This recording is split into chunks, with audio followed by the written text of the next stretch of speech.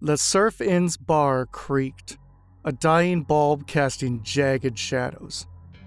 Clayton sat down once again against the counter. Jenkins perched by the door, rifle close, eyes on the black windows. Dr. Lowe gripped an empty bottle, smirk fading. Dr. Harris sat cross-legged, tablet propped up, swiping to a radio app. Dr. Thomas, hold on, before you rush out the door, I'm gonna try my jazz station, she said. Maybe there's a local report about what happened here. Static snarled, sharp enough to sting. Amongst the static, a woman's voice broke through, raw, desperate. Wasn't Bex. Loud boom. A man's voice layered over, frayed. Traveling. Same sound. The static pulsed, chilling the air. Dr. Thomas froze mid-step. Jenkins' shoulders tensed. What's that? Dr. Harris's hand froze, tablet hissing. Not my station. The room felt smaller, colder. Clayton's voice cut low and steady. Human voices. Something's off. Keep it going, Dr. Harris. Dr. Lowe's sarcasm sliced through. New level of screwed up, hearing ghosts on the radio. The static flared. The woman's voice answering, slow, eerie. Not dead. Still alive. Here, but not here. The man's voice joined, a haunting echo. Help us! Help! Help! The words trailed, fading into a hum. A faint figure, a woman, flickered outside the window, her misty form staring, then gone. Jenkins' rifle twitched. That's not right. Dr. Harris's eyes flickered to the tablet. They're responding. West, she said. Geneva's that way. Don't you see? This thing's acting like a ghost box, like those paranormal investigators use. Clayton's jaw tightened. CERN's west. That boom could be their tech. Dr. Lowe's brow lifted.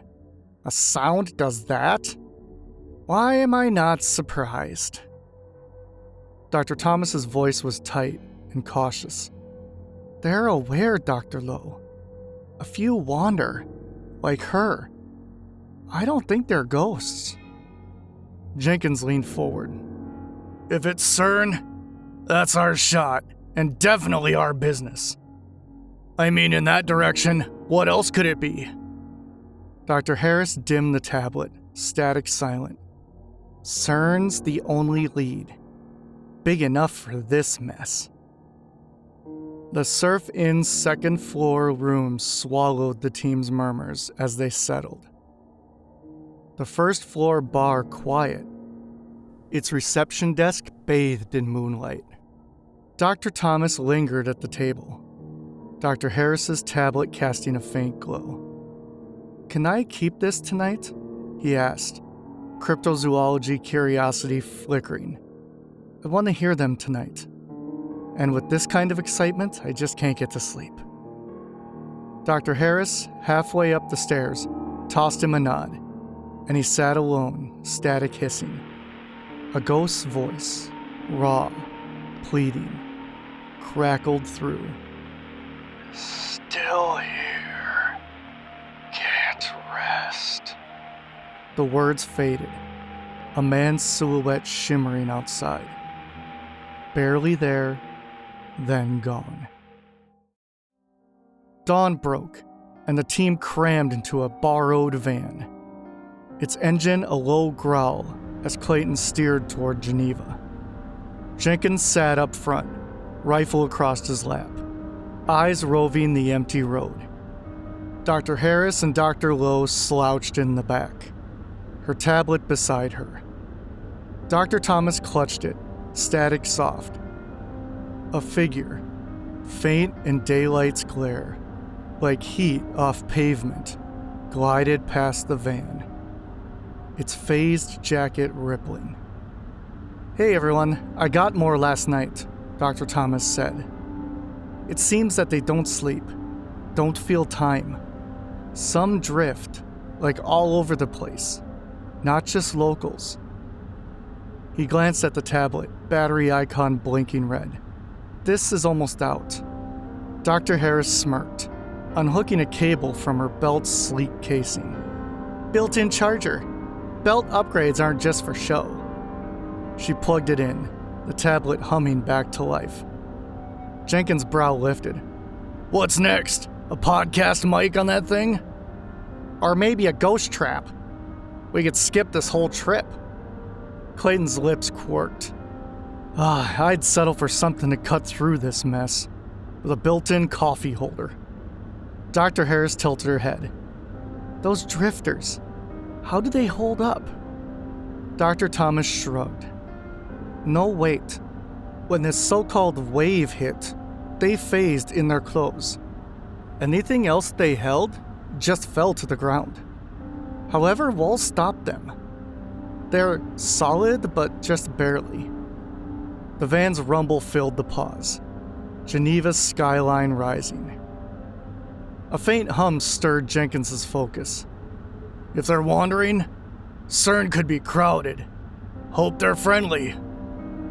Fields gave way to city streets, drifters weaving through, some in local coats, others foreign, their forms dull in sunlight.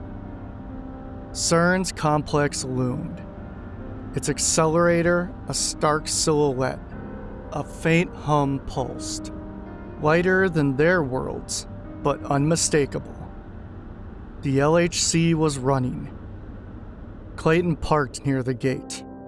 Two drifters stood there, their faces chillingly familiar, like Michael and Clara, their daily CERN guards, but phased, holsters empty, clothes shimmering.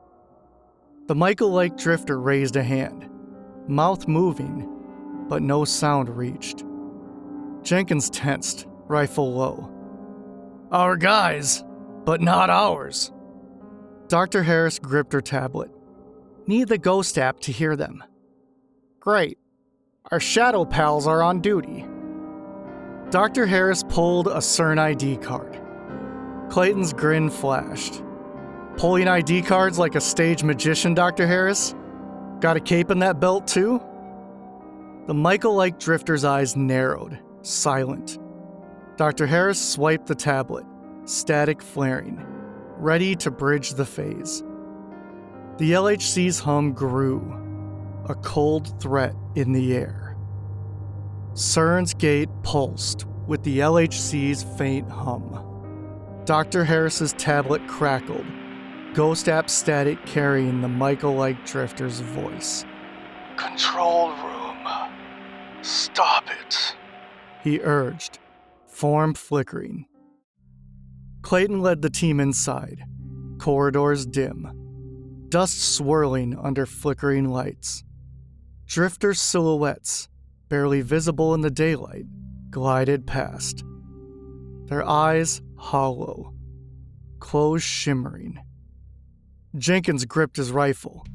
Dr. Thomas scanned the shadows, curiosity sharp, as he pulled up CERN's map. Dr. Harris held her tablet high, its glow cutting the gloom. "Signals this way," she said, following the drifter's path.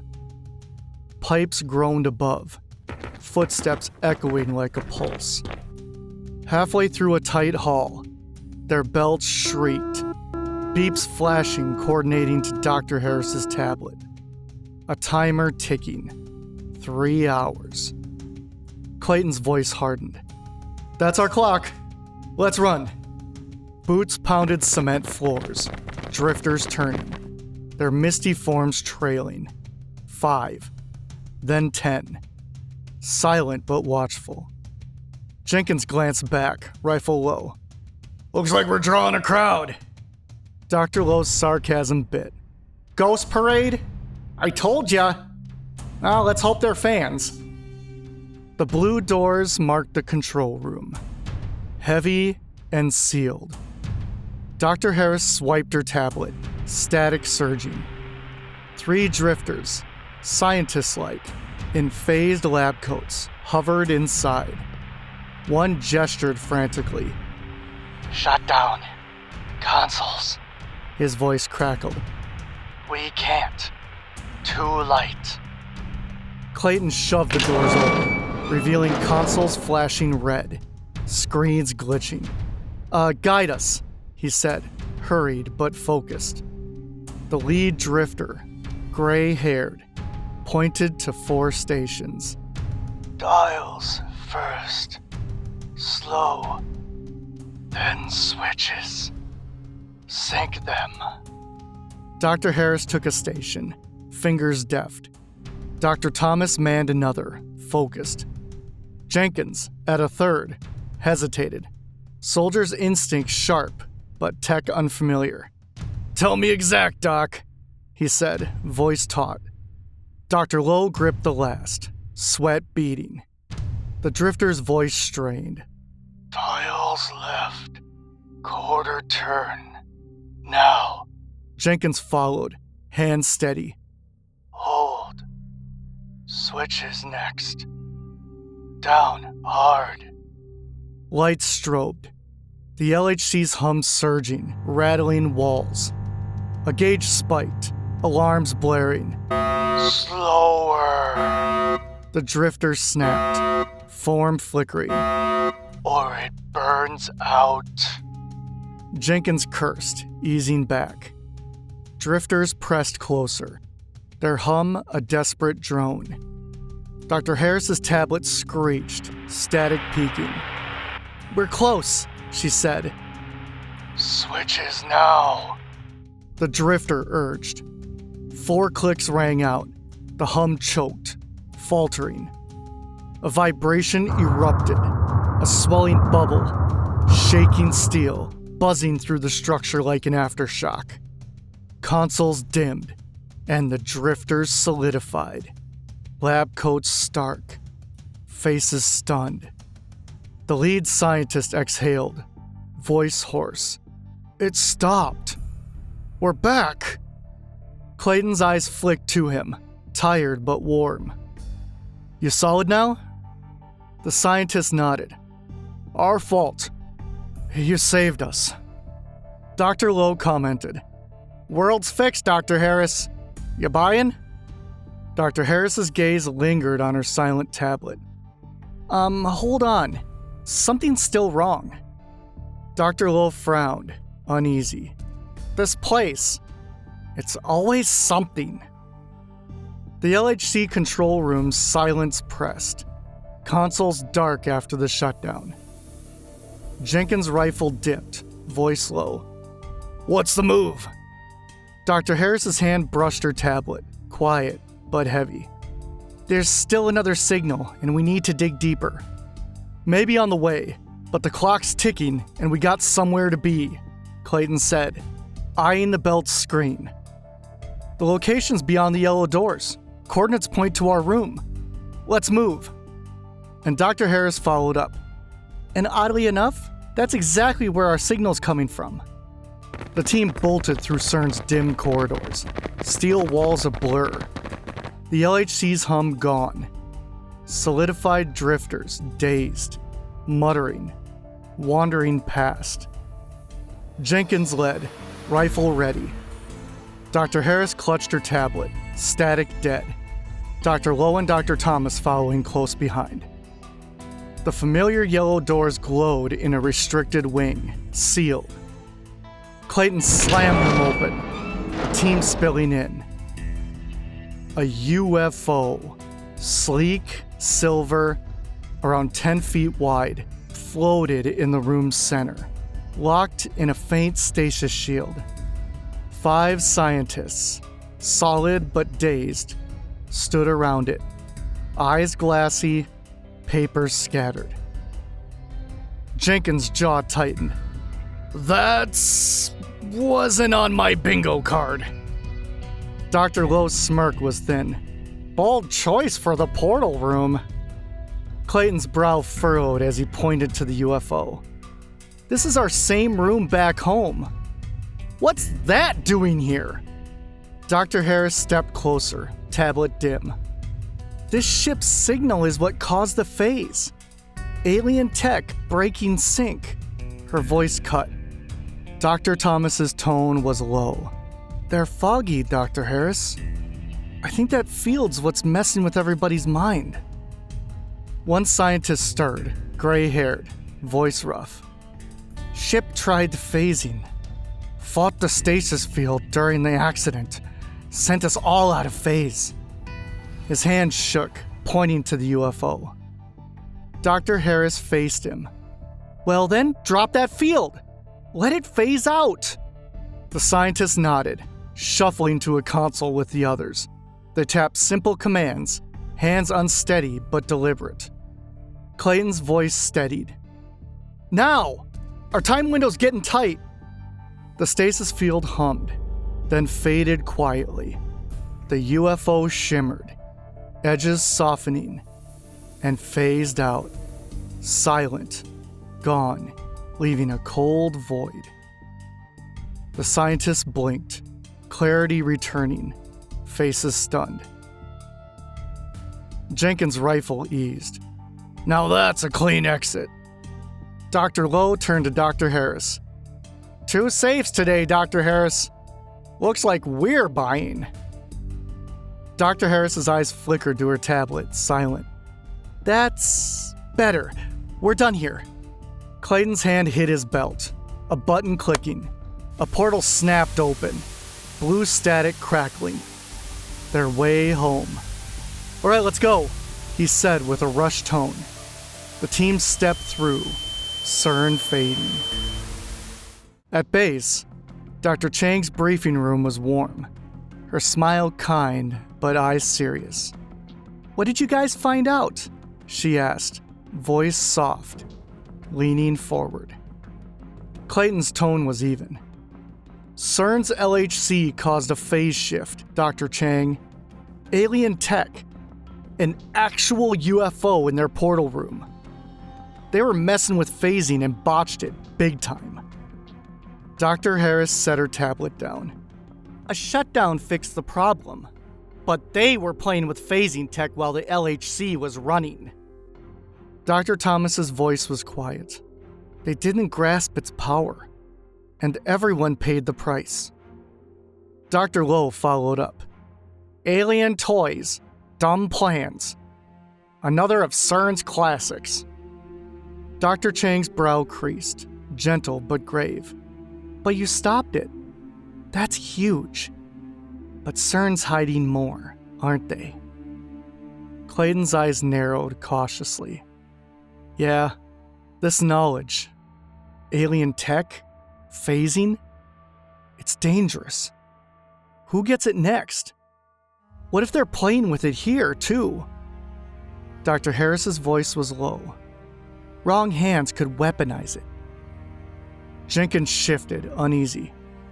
So what, we spilling this? Or keeping it tight? Dr. Chang's smile faded, a shadow crossing her face. We'll have to decide carefully. Her warmth returned, but her gaze lingered, heavy. Clayton's nod was tight, unease settling. Not sure what can of worms we opened with CERN's secrets this time. Look, I understand the mission, but when is it really too much? Log report, Dr. Emily Chang. Data was fragmented and recordings were lost. World frequency, 585 Hz. Requesting senior staff debriefing for further guidance. Power, wielded blindly, fractures worlds, and not every error finds a hand to mend it. In the shadow of our reach, we must tread lightly, for the void of our mistakes may answer only with silence. Hey everyone, thank you so much for listening.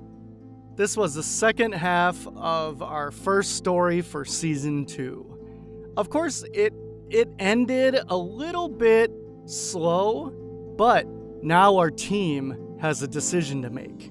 And you can see Dr. Chang hesitating with how she's going to handle the situation. So stay tuned for what happens next. And I understand that the story took a little bit longer to upload compared to the first one. Well, for us voiceover artists and voice actors, especially ones who have our own booths, not all of us have air conditioning, and it is the middle of the summer, so it's like a little sauna recording box for us. So the ambition to get into the booth, I have to bide my time, because boy does it get hot in here. Alright, as always, I sound like a broken record, but please like, comment, and subscribe. That is the lifeblood of us creators and our channels. Without you, we don't exist. We can't continue to put out the content and do the wonderful things we love to do for you. So please and thank you for all of your support. And I am also on Rumble as well as YouTube. And you can find the link to my Instagram on my channel homepage. I also have a Buy Me a Coffee link if you'd like to support my creative process. It's always appreciated. Okay, I believe that does it for all of my plugs. So remember, it's okay to be scared sometimes. I am too. Embrace the strange. Embrace the air conditioning if it's summer season for you. Embrace creativity in all of its forms. And I will see you in the next story.